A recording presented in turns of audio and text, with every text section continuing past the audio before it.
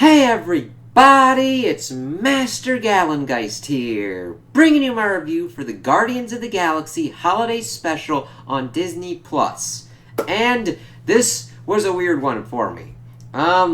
It's actually not as bad as certain kind of other things that I've seen with like the Marvel TV shows, like even certain kind of episodes were worse than this on other kind of things, but it really went some weird places. Holiday specials are always kind of weird. You never know if they're going to be good or they're going to be bad. This had a combination for me, and it all goes down to what the kind of objective was. Because if it was to just do weird shit for a holiday special, because it's a holiday special and you're kind of leaning into it, kind of similar to like Kung Pao Under the Fist, going like making parody of those kind of kung fu movies and bad dubbing and shit like that and just crazy ass plots. But I don't know. It's like it took itself enough of like, alright. And the thing is, you have to kind of watch out because this has like some musical numbers that kind of go on a little bit longer than I'm like, alright. Or done in ways that I'm like, alright, why the hell are we doing this with all this camera kind of stuff? I mean, I don't mind dynamic kind of moving around, but it's like, alright, I was kind of done with this before. So we start off with like this animated thing of like Kraglin pretty much telling people how like Yondu supposedly ruined Christmas for Peter Quill. And this is important because this sets off Mantis and Drax to do their whole thing to get Kevin Bacon to provide and save Christmas for Peter. And we see it, he's setting it up. Peter's like, yeah, this is Christmas, we give gifts and everything. Yondu's like, screw this, that's bullshit, fuck this, destroy all this shit. And it's like, oh, okay, that's not really kind of cool. And then we get back. Now, granted, my only kind of issue is the kind of animation style. It really doesn't usually fit with the kind of style that I like. I'm like, what the fuck? It's the weird kind of like, is it rotoscoping? I don't know. Or like that weird kind of animation style. I'm not sure exactly what it is, but it just was off enough for me to be like, what? But it gave us the kind of background. We then get to pretty much, I guess, our time? No, not our time. But what's going on in, like, beyond 2023? Because Endgame was set in 2023. We're probably around the same kind of time frame as the wrapping up of Black Panther, Wakanda Forever. And it's now around Christmas time. Evidently, the Guardians of the Galaxy purchased Nowhere from the Collector. And they've been, like, trying to like fix it up and everything. Peter's pretty much been doing that kind of stuff. Evidently, according to the multi-calendar that they got, it's around Christmas time. And then we see that this one group took all this stuff from what they've heard from Christmas and made this weird song. And it just goes to show, even if you know lore on certain kind of things, the context really does matter because they're calling Santa a burglar. But fucking like do horrible things and everything, and Peter's like, oh my god, no. But the best kind of part of this whole kind of holiday special is it puts Mantis to the front and the kind of active kind of party because she wants to do this. She relates to Drax that she is Peter's half-sister, Ego was her father, which kind of lines up with what we've kind of known, but this is confirmation, and the thing is she doesn't want to tell him because she thinks that anytime Peter would then interact with her, he'd be reminded about his dick father. And I get that. I understand that. I kind of like seeing that kind of dynamic and what it kind of gives her as motivation. So her and Drax take their ship, which is now called the Bowie. And I'm like, okay, I like them going with all that kind of stuff. And they go to Earth to find Kevin Bacon. We also see that Groot is now fucking jacked. Like, beefy as fuck. Like, goddamn, like, I'm like, alright, I don't need an explanation for that. We also see Rocket doing stuff and Nebula doing stuff. They come in kind of important later on. And we are introduced to Cosmo more, the dog, the psychic dog. It's kind of cool to have him and the effect kind of, I guess, with the Guardians, because he told me Rocket put stuff up on a certain kind of thing with his, like, psychic powers. So we pretty much see Drax and Mantis go off, and this definitely works off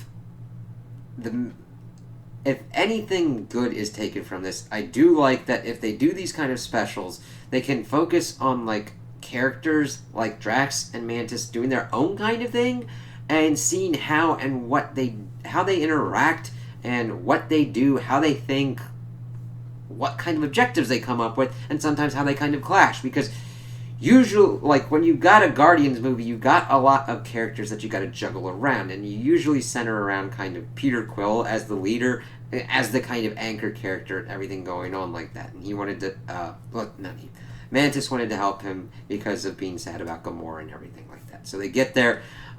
Mantis had told Drax to turn on the cloaking device. He didn't, and we see people looking up at ships like, oh god. And the thing is, it doesn't feel like, oh my god, there are aliens. It's like, oh god, what's gonna, like, it's funny because I got that feeling, it's like, oh god, what's gonna happen next? Drax turned it on, and she's like, damn it. So it's really kind of cool to see her in charge of the kind of mission and what kind of happens on with that. So they have no idea where Kevin Bacon is, so they kind of go with the Hollywood Walk of Fame kind of bit. And it's funny because we get people in various different kind of outfits and everything. They see someone dressed as Captain America. Mantis screams, Steve! And pretty much like throws herself at him to hug him and all that, and he's running away. They see other ones. They get like all this money because, at least from what I got, because we get some certain kind of references and everything like that throughout, that people think of him as the god of war. Now, I understand we got the god of thunder of Thor and everything, but I thought this was like a Kratos thing, that they thought Drax was fucking Kratos, and they were getting pictures and everything like that, and Mantis is just holding all this money that people are giving him, and it's just fucking nuts. We also get a Batman reference, which is just great, that it's like, okay, we got a Superman reference in the Eternals, we get Batman here, I'm just like, ooh, okay, this is interesting. I like seeing those kind of like crossover references because I like both, and I want both to be done well. And they're like, what the fuck's going on? And they just start to just randomly talk to people. Mantis thought there's like tens of thousands of people on Earth. It's like, yeah. And they think that Kevin Bacon is the ruler. And it's like, alright, so their first stop is just a bar. And it's funny, like, even though you would probably think people would react kind of differently to like aliens and kind of like weird, strange things going on, to me, this kind of fits more of what's going on in the MCU, that we've gotten to the point where there's like been decades of this shit, and it's like, alright, I don't even know, just going, because Mantis is carrying the money, the bouncers are like, alright, whatever. And this is where it gets a little bit, takes a little bit too much time. They're just like doing shots and shit in there, dance some kind of stuff. I'm like, alright, this really isn't adding much. Granted, when you see the padding that's in here, you're like, alright, yeah, they're just padding out to get to the 44 or 45 minute length of this. And I'm like, yeah, but you don't need to do that. Just make good shit and just, granted, that's hard, alright? I get that. That is a hard fucking thing to do. And I'm not saying it's easy, alright? It's just whenever you're trying to do something, if you're trying to get to a certain length and you're having trouble getting to that, try and figure other kind of stuff out. Because the songs, the song at the beginning kind of went on a little bit longer for my taste, and the song at the end actually kind of works better for me, for some reason. It kind of wraps everything up and doesn't feel like it's going completely and utterly nutty like what was going on in the beginning. But they spent all their money, and this is where we start to see kind of differences in how Mantis kind of operates. Because, alright, you got people that have powers. How do they use them? Well, we see this. They've spent all their money, they're kind of drunk out on there. This lady with pretty much the stars map is like, hey, I need $40 for this map thing, to tell her where Kevin Bacon is. She's like, you will give me the map for free, and you will give me some money. It's like, sweet Jesus, damn it. I mean, yeah, you need that kind of stuff, and you need to plan that a little bit better, Mantis. And then, of course, they go to Kevin Bacon's house, and see, we'd pretty much seen some, like, bits and pieces. Kevin Bacon exists in the MCU. Now, this is his MCU kind of version. He's not a dick or anything, but he's, like, talking to his wife. He's got the presents and everything. He's just chilling at home, pretty much waiting for Christmas. We see Drax and Mantis kind of get up there, and they're like, hey, can we talk to you and everything like that? It's like, guys, can you just leave me alone? It's like, yeah, because they're not really communicating effectively what's kind of going on. They're not like, hey, Kevin Bacon, we have a friend, and we'd like you to kind of like come and cheer you up. Instead, they're thinking they want to get a person as a present. Peter does call them out on this at the end, thank God. And it's like, oh God. Well, he's like, no, thank you, leave me alone, kind of thing. Which is like, like, he doesn't even do it in like kind of a dick manner. He's like, he doesn't go, I'm motherfucking Kevin Bacon, leave my ass alone. He's like, hey, cool, please leave me alone. As he's like eating a sandwich and watching this like weird Santa Martian kind of movie, which is kind of cool.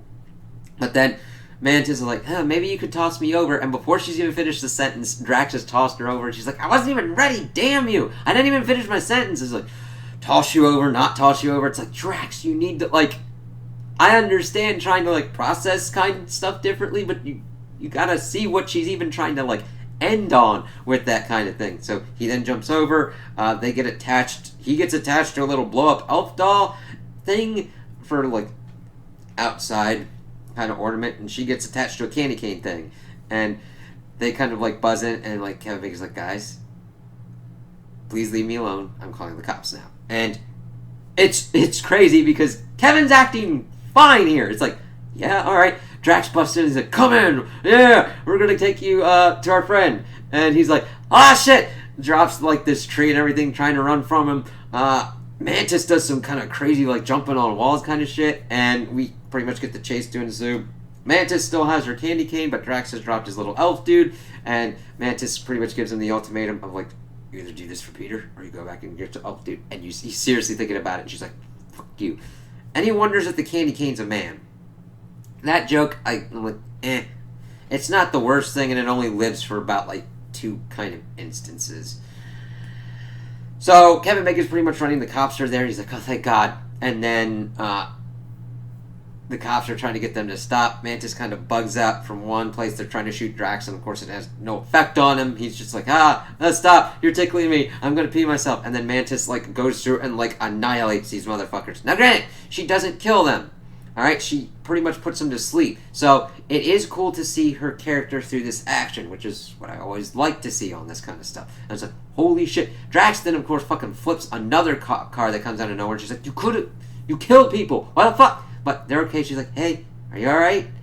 Yeah. And then she's like, alright, here's the candy cane. Does this look like a man to you? No. And they're just like freaked out.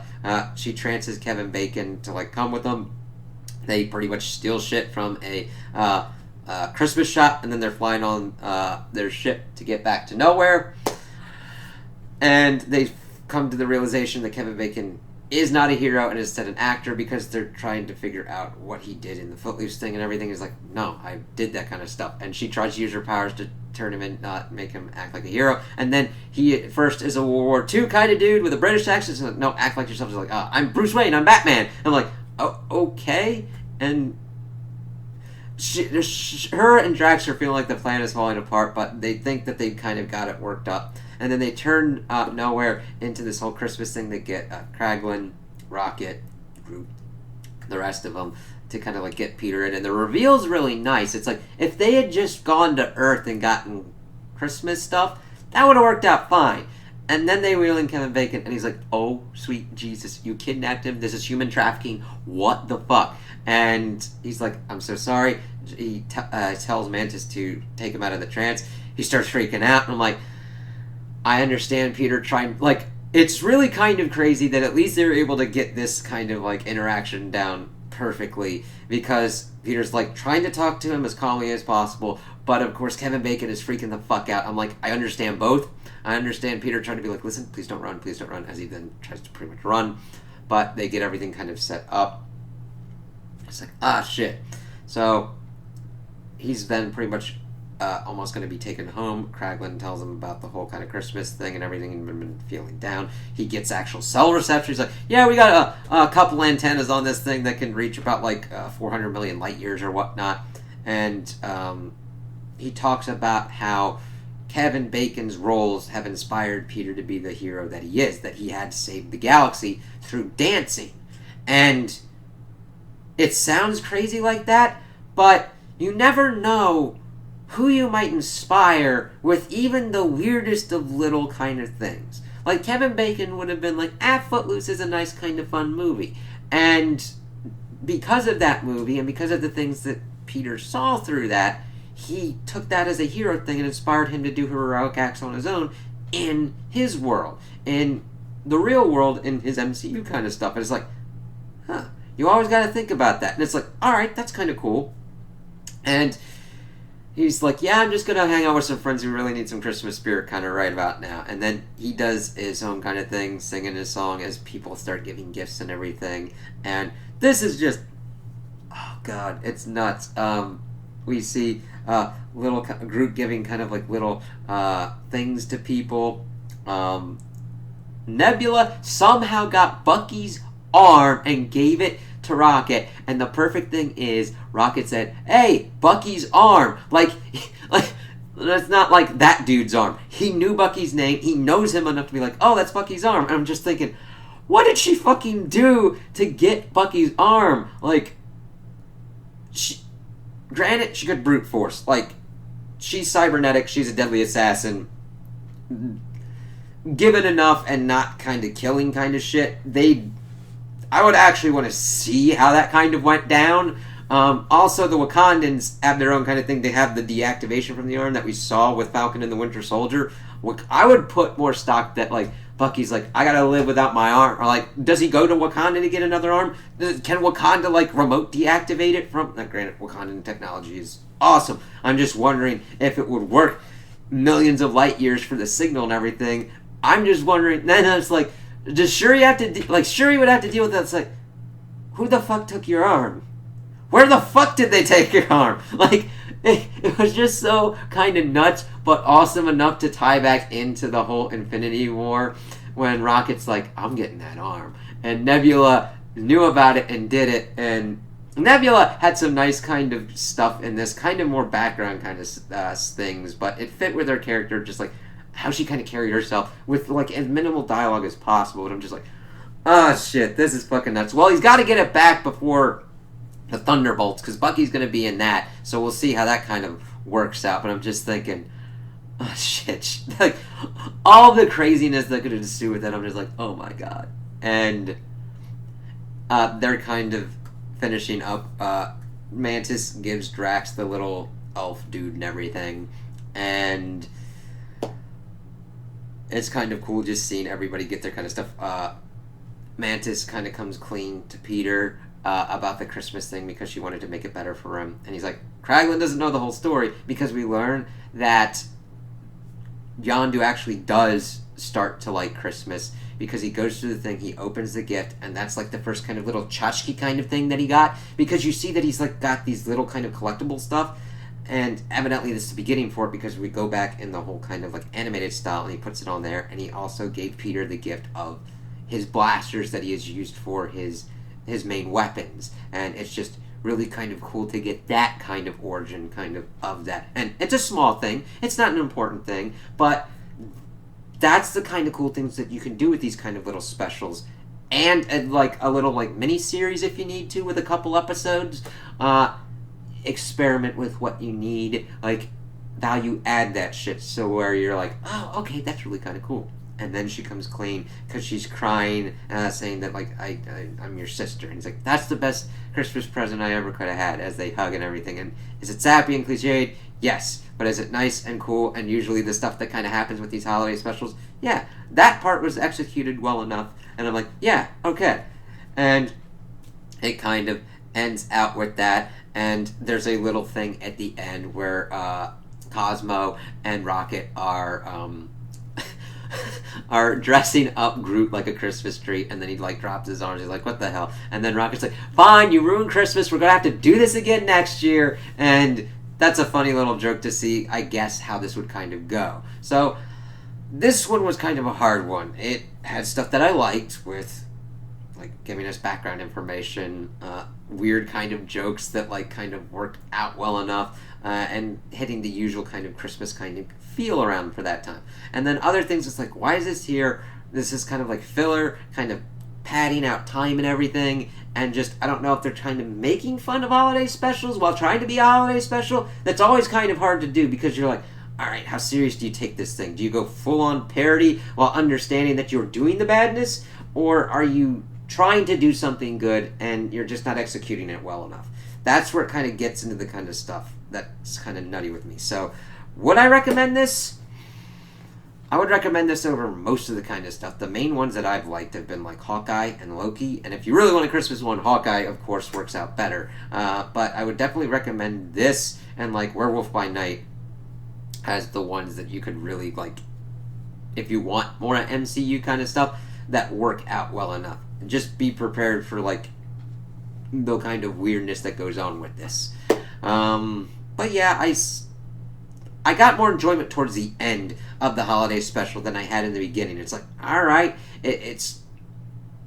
I don't know why. It's really kind of weird that it can work out that way. There's like, this stuff in the beginning, how's it kind of working out? Because then when you get into the actual plot stuff of actually working out the logistics of getting Kevin Bacon to nowhere and the fallout of that actually happening, you're like, okay, and then again, watch out for the trailers because they don't show everything, because the main stuff that I liked was not shown in the trailers, but you pretty much get the complete gist of what's kind of going on from the trailer, so be careful with that, if you will. But, yeah, overall, I would still more recommend this over most of this stuff, and that it was at least an enjoyable watch, even though I'm like, was like, there was good, there was bad, and I was like, I more enjoyed myself than I didn't. That's always kind of why I like these reviews, because sometimes I'll start out and I'm like, I don't know, and then I'm like, okay, I could either be like, I like it a little bit more, or I like it a little bit less. So, yeah. So those are my opinions on the holiday special. Tell me what you guys think in the comments below. If you liked it, if you didn't like it, if you agree with me, if you disagree with me. Also like and subscribe, and I hope you have a good day.